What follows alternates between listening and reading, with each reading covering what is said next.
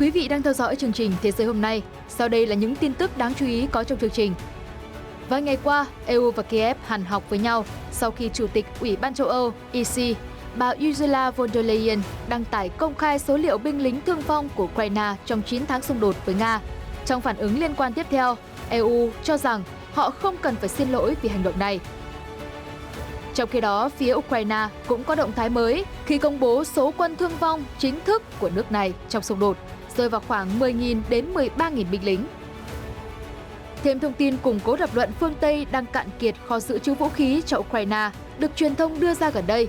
Tờ Politico vừa cho biết, Pháp đã thừa nhận không thể cung cấp thêm khí tài cho chính quyền Kiev. Ở diễn biến khác, Tổng thống Mỹ Joe Biden nêu điều kiện đàm phán với người đồng cấp Nga Vladimir Putin về Ukraine. Trong khi đó, Moscow phản ứng trước lời kêu gọi của Latvia, một quốc gia thành viên NATO, về việc cho phép Ukraine tấn công vào sâu bên trong lãnh thổ Nga. Song song với đó, Nga cáo buộc Mỹ làm rò rỉ cuộc gặp bí mật giữa cơ quan tình báo hai nước. Các tin tức quốc tế đáng chú ý khác, tình hình ở bán đảo Triều Tiên chứng kiến sự leo thang mới. Vừa qua, Mỹ, Nhật, Hàn đồng loạt thông báo áp đặt thêm lệnh trừng phạt đối với các quan chức, thực thể liên quan đến chương trình phát triển vũ khí của Triều Tiên. Trong khi đó, Nhật Bản hợp tác với Anh và Italy thành lập liên minh thực hiện dự án phát triển máy bay chiến đấu thế hệ mới. Thêm một khu vực bày tỏ ý muốn thoát khỏi chế độ quân chủ của Anh. Không khí Giáng sinh tiếp tục tràn ngập khắp mọi nơi trên thế giới. Mới đây, thủ đô Athens, Hy Lạp vừa tổ chức lễ thắp sáng cây thông Noel. Tại Nhật Bản, du khách thích thú với màn trình diễn dưới nước của ông già Noel tại Thủy Cung. Liên quan đến World Cup Qatar 2022, đội tuyển Bỉ thông báo chia tay với huấn luyện viên Roberto Martinez sau khi bị loại sớm ở World Cup. Phần cuối chương trình, hãy cùng tìm hiểu thói quen lạ lùng tập thể dục ở nghĩa trang của người Zimbabwe.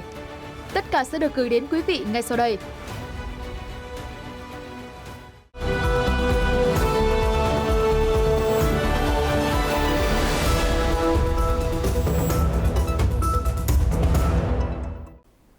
Chương trình Thế giới hôm nay, ngày 2 tháng 12, mở đầu với các tin tức đáng chú ý về xung đột Nga-Ukraine. Thưa quý vị, bài đăng công bố số thương vong của Ukraine trong xung đột do Chủ tịch Ủy ban châu Âu EC Ursula von der Leyen đăng tải gần đây tiếp tục là vấn đề gây tranh cãi dù nó đã được gỡ xuống. Trong phản ứng mới nhất, EC cho biết họ không cần phải xin lỗi vì hành động này. Tại cuộc họp báo hôm 1 tháng 12 tại Brussels, Bỉ, người phát ngôn EC, bà Dana Spinen, đã bị một số phóng viên dồn ép những câu hỏi và yêu cầu giải thích việc nữ chủ tịch EC công khai quân số thương vong của Ukraine rồi vội xóa đi. Bà Spinen trả lời, chúng tôi đã nêu lý do và bối cảnh mà Chủ tịch EC, bà Ursula von der Leyen làm như vậy. Trong video được đăng tải trên Twitter hôm 30 tháng 11, bà Ursula von der Leyen nói rằng hơn 100.000 binh lính Ukraine đã thiệt mạng trong 9 tháng xung đột, trong khi thiệt hại ở phía dân thường là 20.000 người.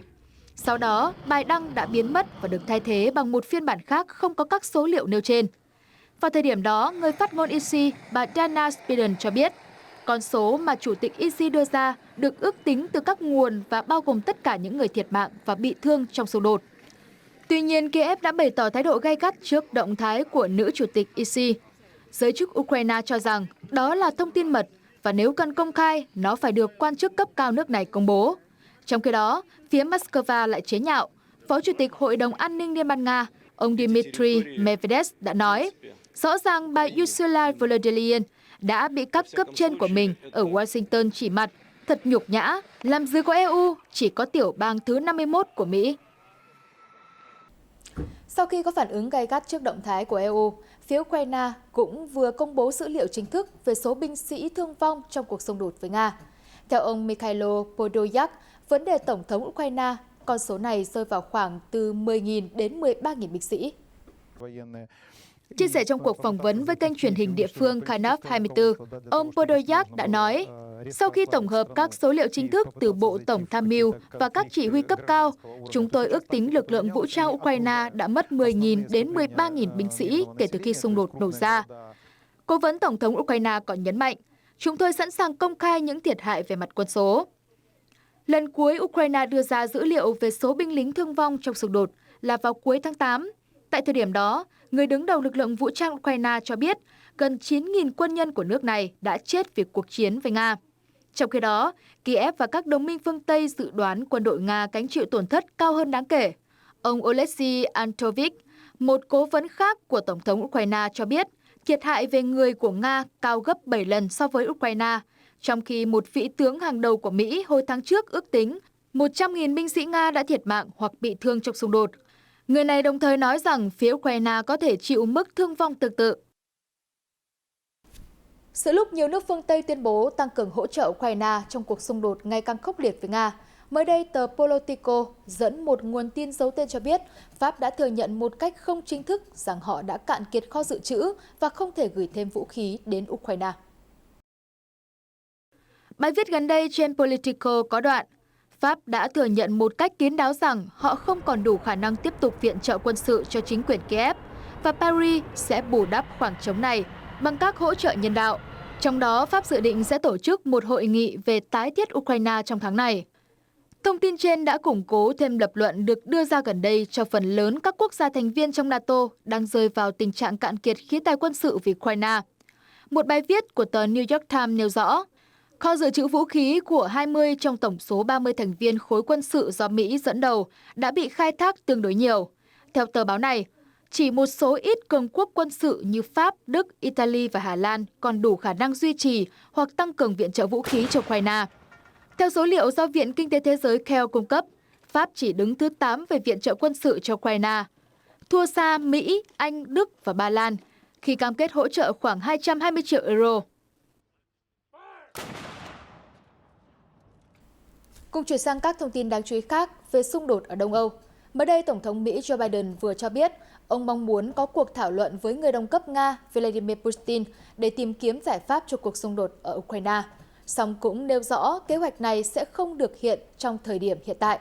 Đây là thông tin được ông chủ Nhà Trắng đưa ra trong cuộc họp báo chung với Tổng thống Pháp Emmanuel Macron hôm 1 tháng 12 tại Washington. Tổng thống Joe Biden nêu rõ, ông sẵn sàng đàm phán về việc chấm dứt xung đột ở Ukraine với người đồng cấp Nga Putin nếu ông Putin thể hiện thái độ thiện chí đối với việc này. Ông Biden nói thêm, trong trường hợp đó, ông sẽ tham vấn với Pháp và các đồng minh khác trong NATO để đối thoại với ông Putin.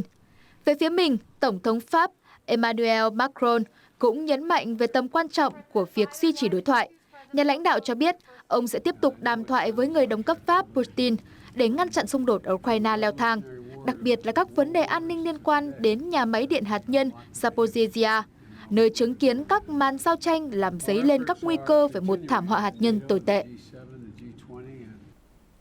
Vào cùng ngày, Tổng thống Belarus ông Alexander Lukashenko, một đồng minh thân cận của Nga, đã lên tiếng cáo buộc Kiev đang muốn kéo NATO vào cuộc xung đột với Moscow.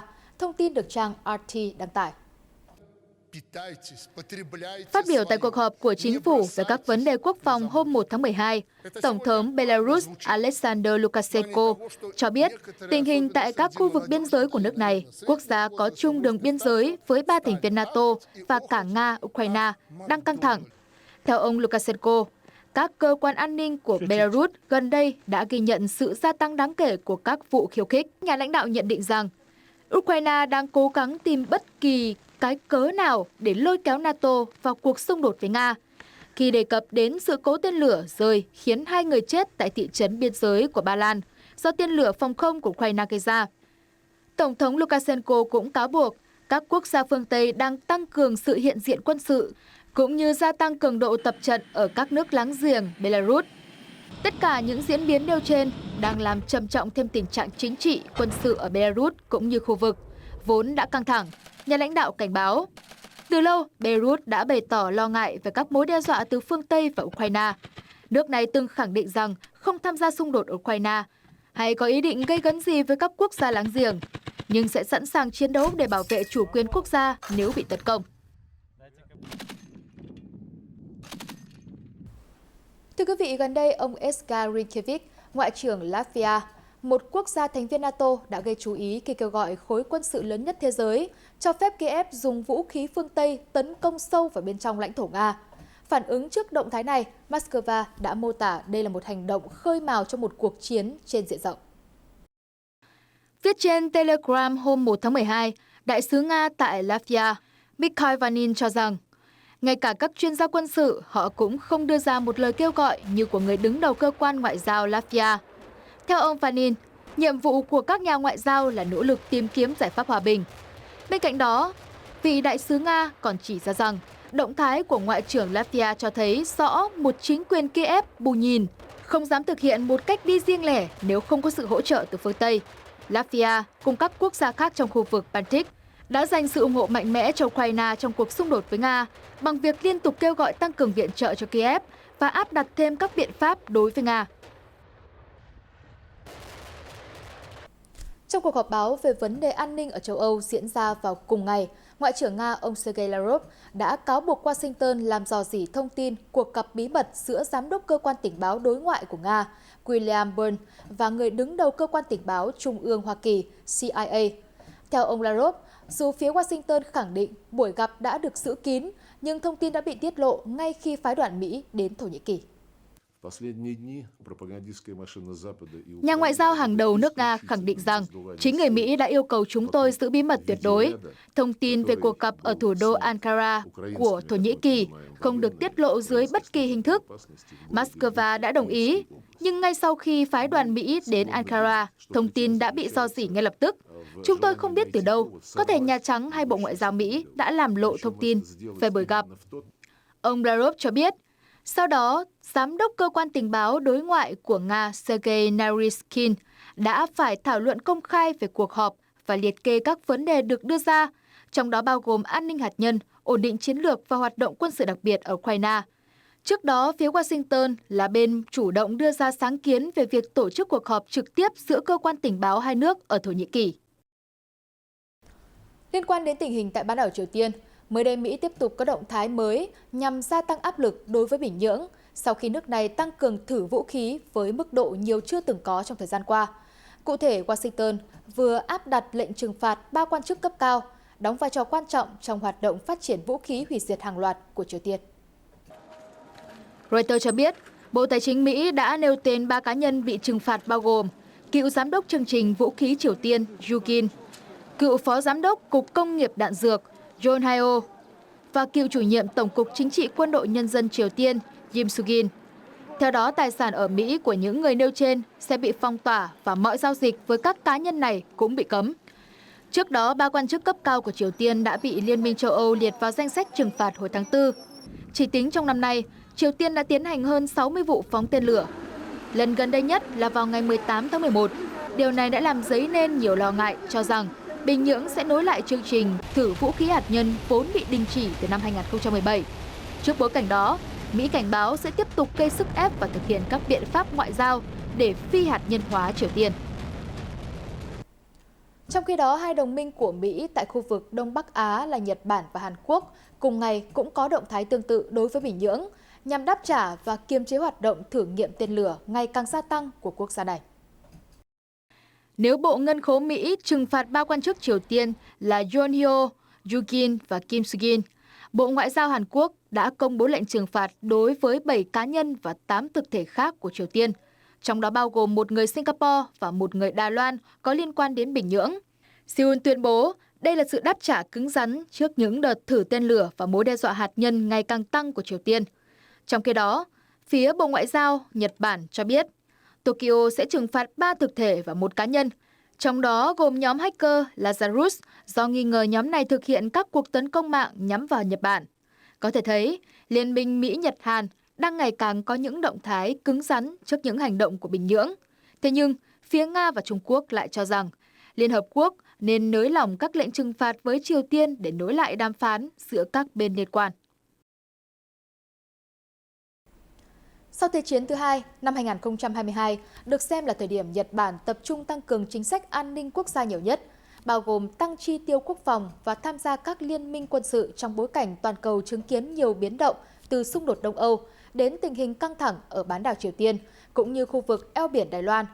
Theo hai nguồn tin mà Reuters ghi nhận gần đây, Nhật Bản sẽ tiếp tục tham gia vào một thỏa thuận quân sự cùng với Vương quốc Anh và Italy. Theo đó, liên minh 3 nước này sẽ cùng phát triển một loại máy bay chiến đấu phản lực thế hệ mới. Tokyo và London xem cuộc bắt tay lần này là minh chứng cho mối quan hệ hợp tác quốc phòng bền chặt giữa Nhật Bản và Anh Quốc. Thỏa thuận sẽ giúp nước Anh có vai trò an ninh lớn hơn ở khu vực châu Á-Thái Bình Dương. Theo đó, ba nước Anh Quốc, Nhật Bản, Italy sẽ cùng phát triển máy bay phản lực Tempest. Chính phủ Nhật Bản cho biết, việc xây dựng vũ khí có thể buộc Tokyo tăng thêm ngân sách quốc phòng trong 5 năm tới, nhằm đảm bảo tình hình an ninh ở khu vực biển Hoa Đông. Các cuộc đàm phán giữa Nhật Bản, Anh và Italy về máy bay chiến đấu phản lực mới sẽ tiếp tục vào năm 2023 để thảo luận về chi tiết dự án. Hồi tháng trước, cựu Bộ trưởng Quốc phòng Nhật Bản, ông Yasunori Onodera cho biết, Đảng Dân Chủ Tự do cầm quyền đã xem xét đến việc nới lỏng các quy tắc xuất khẩu quân sự về máy bay chiến đấu phản lực mới có thể được xuất khẩu cho những đối tác khác. Một thông tin đáng chú ý về mối quan hệ giữa vị quân chủ mới Jacques Đệ Tam với các quốc gia thuộc khối thịnh vượng chung. Theo Reuters, mới đây thủ hiến vùng Quebec, Canada, ông Francois Lacoste cho biết chính quyền bang sẽ đưa ra luật mới vào tuần tới nhằm chấm dứt lời tuyên thệ bắt buộc trung thành với vua Jacques Đệ Tam, giữa bối cảnh đảng chính trị trong khu vực muốn cắt đứt mối quan hệ với chế độ quân chủ ở Vương quốc Anh. Theo luật mới, Đảng Liên minh Tương lai Quebec CAQ sẽ tuân thủ quy định riêng và các quan chức được chọn trong những đợt bầu cử sẽ chỉ tuyên thệ với người dân Quebec và không phải tuyên thệ sự trung thành với nền quân chủ nước Anh. Phát ngôn viên của CAQ, ông Gabriel Nadeau-Dubois khẳng định, lời thề với vua Jacques Đệ Tam giờ chỉ là di tích của quá khứ. Quebec cần phải được hiện đại hóa, các quan chức đại diện cho người dân không bị buộc phải tuyên thệ trước một vị vua ở nước ngoài. Canada là một thành viên của khối thịnh vượng chung. Sau khi nữ hoàng Elizabeth đệ nhị băng hà hồi tháng 9 năm nay, tại Canada đã dấy lên những cuộc tranh luận về việc quốc gia này có nên tiếp tục mối quan hệ với hệ thống quân chủ của Vương quốc Anh hay không. Chủ tịch Hiệp hội Nghiên cứu Canada, ông Jack Schwab cho biết, trong các cuộc thăm dò dư luận gần đây, người Canada không còn nhiều mong muốn gắn bó với chế độ quân chủ Anh Quốc, đặc biệt là vùng Quebec nói tiếng Pháp. Trên chính trường Anh, theo Reuters, ông Eban Breakfast sẽ thôi đảm nhiệm vị trí lãnh đạo ở Đảng Dân tộc Scotland tại Hạ viện kể từ ngày 10 tháng 12 tới, sau hơn 5 năm giữ chức vụ này. Trong tuyên bố hôm 1 tháng 12, ông Blackford nêu rõ, đây là thời điểm thích hợp để Đảng Dân tộc Scotland tìm ra nhà lãnh đạo mới tại Hạ viện, chuẩn bị cho cuộc tổng tuyển cử tiếp theo, dự kiến diễn ra trước tháng 1 năm 2025. Nhà chính trị gia nói thêm, tôi ủng hộ bất kỳ ai thay thế tôi vì chúng tôi có cùng một nhiệm vụ, đó là bảo vệ lợi ích và quyền dân chủ của Scotland. Theo Reuters, ông Blackford đã tiếp tục đảm nhiệm vai trò nghị sĩ quốc hội đại diện cho khu vực Ross, Skye và Lochaber. Phần cuối của chương trình sẽ là những thông tin về văn hóa, thể thao, xã hội nổi bật. Thưa quý vị, giống như nhiều nơi ở phương Tây, người dân Hy Lạp vừa khởi động kỳ lễ Giáng sinh năm nay bằng nghi thức thắp sáng cây thông Noel tại quảng trường trung tâm thủ đô Athens. Sự kiện tại Athens năm nay có sự tham gia của nhiều thị trưởng từ các thành phố lớn trên thế giới. Thị trưởng Athens, Kostas Bayokanis, cùng các thị trưởng đến từ châu Âu, Hoa Kỳ và khu vực Nam Mỹ đã cùng nhau thắp sáng cây linh sam cao 21 mét. Được tô điểm bằng 40.000 ánh đèn LED trên quảng trường Sitama, đối diện tòa nhà Quốc hội Hy Lạp. Mùa lễ hội năm nay, thành phố Athens đã trang trí 129 khu phố bằng 120 km đèn Giáng sinh. Tất cả đèn đều là loại đèn LED tiết kiệm năng lượng để giảm áp lực chi phí phục vụ lễ hội trong bối cảnh trong cuộc khủng hoảng năng lượng. Thông điệp đoàn kết, hòa bình cùng phát triển cũng được người đứng đầu thành phố đưa ra trong bài phát biểu sau đó. Đây là thời điểm khó khăn, nhất là trong bối cảnh những cuộc xung đột và căng thẳng đang diễn ra trên lục địa này. Chính vì vậy mà chúng ta cùng có mặt tại đây, gửi đi một thông điệp mưu cầu hòa bình, tình hữu nghị và đoàn kết. Ông Eric Adam, thị trưởng thành phố New York, tham dự sự kiện cũng gửi lời chúc Giáng sinh đến người dân Hy Lạp. Theo kế hoạch, lễ hội mừng Giáng sinh và đầu năm mới tại Athens sẽ diễn ra trong những tuần tới với các phiên chợ đông, những buổi hòa nhạc và lễ hội pháo hoa đón giao thừa. Trong khi đó, tại một bể cá khổng lồ ở thành phố Yokohama của Nhật Bản, một ông già Noel đã lặn xuống dưới nước và phát quà cho những chú cá đang bơi tung tăng. Đây là một trong những hoạt động chào đón mùa Giáng sinh của cơ sở này, thu hút nhiều sự quan tâm của du khách. Hình ảnh ghi lại cho thấy một thợ lặn hóa thân thành ông già Noel với đôi chân vịt cao su thay vì đôi ủng da thông thường đang phát quà Giáng sinh cho 3.000 con cá trong bể nước khổng lồ của thủy cung Hakizima Sea Paradise. Thật tuyệt khi được tận hưởng không khí Giáng sinh sớm. Tôi cảm thấy vừa lạ vừa thích thú trước cảnh tượng ông già Noel dưới nước. Hoạt động thú vị này đã thu hút một lượng nhỏ du khách đến với thủy cung, bất chấp chi phí tăng cao. Chúng tôi vẫn tiêu tiền vào những dịp đặc biệt, như hôm nay, ngày chúng tôi kỷ niệm ngày cưới. Du khách có thể gặp gỡ ông già Noel bơi lượn cùng đàn cá, từ đây cho đến hết Giáng sinh. Rạng sáng hôm nay, ngày 2 tháng 12, theo giờ địa phương, chiến dịch World Cup 2022 của đội tuyển Bỉ đã khép lại sau trận hòa không bàn thắng trước Croatia ở lượt trận cuối bảng F. Đây là một kết quả gây thất vọng lớn cho thế hệ vàng bóng đá Bỉ và việc huấn luyện viên trưởng Roberto Martinez tuyên bố từ chức là hệ quả tất yếu. Sau buổi họp báo sau trận hòa trước Croatia, huấn luyện viên trưởng đội tuyển Bỉ Roberto Martinez đã thông báo việc từ chức. Chiến lược gia người Tây Ban Nha trước đó đã quyết định kết thúc 6 năm dẫn dắt Bỉ, dù đội tuyển có đăng quang kỳ World Cup năm nay hay không. Đây là trận đấu cuối cùng của tôi trên cương vị huấn luyện viên trưởng tuyển Bỉ. Thật xúc động khi chia sẻ điều này. Tôi không thể tiếp tục công việc. Tôi đã nói lời tạm biệt đến các thành viên, cầu thủ và nhân viên đội bóng. Kể cả khi chúng tôi có vô địch World Cup năm nay, tôi cũng sẽ rời vị trí này. Đáng tiếc là mọi thứ đã phải kết thúc sớm hơn. Bỉ đã bỏ lỡ nhiều cơ hội ghi bàn trong trận đấu, họ phải thắng Croatia để giành quyền vào vòng loại trực tiếp. Trận hòa khiến Bỉ kết thúc bảng F ở vị trí thứ 3 với 4 điểm, kém 1 điểm so với Croatia. Một chiến dịch đáng thất vọng khi bóng đá Bỉ đang sở hữu thế hệ vàng, cùng những ngôi sao hàng đầu như Kevin De Bruyne, Thibaut Courtois, Eden Hazard hay Lukaku. Quả thật thất bại trước Maroc và trận hòa Croatia gây nên nỗi thất vọng lớn. Hàng công của đội bóng đã không cho thấy sự hiệu quả với chỉ một bàn sau 3 lượt trận, trong khi đối thủ của chúng tôi đã tận dụng rất tốt những cơ hội.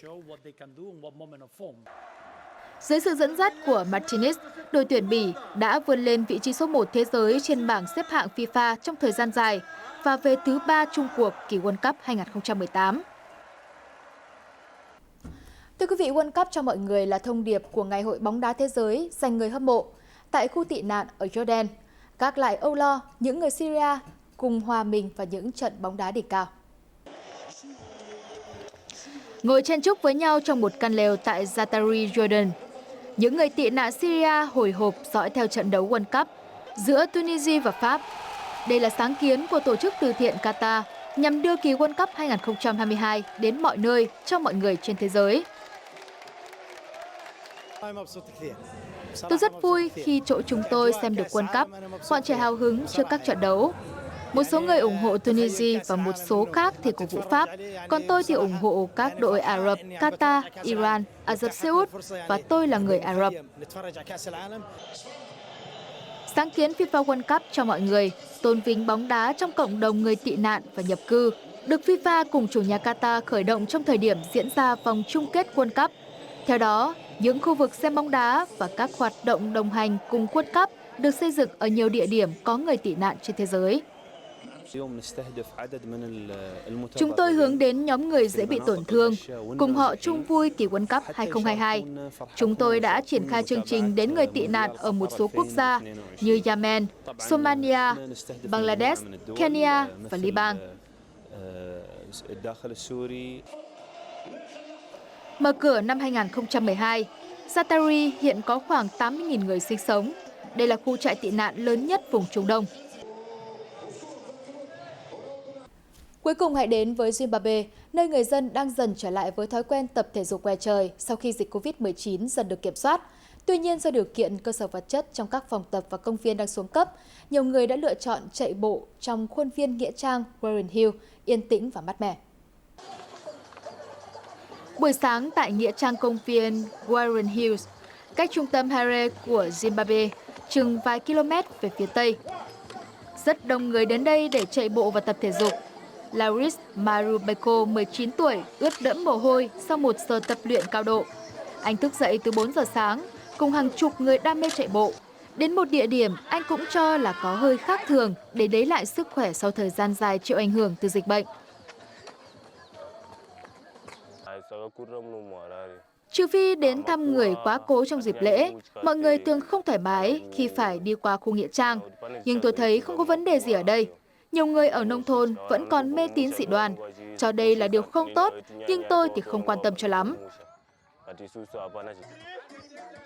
Cách nơi Madubeko tập luyện không xa, cầu thủ bóng đá Tichaona Macheka, 19 tuổi, đang tham gia một lớp tập thể dục buổi sáng.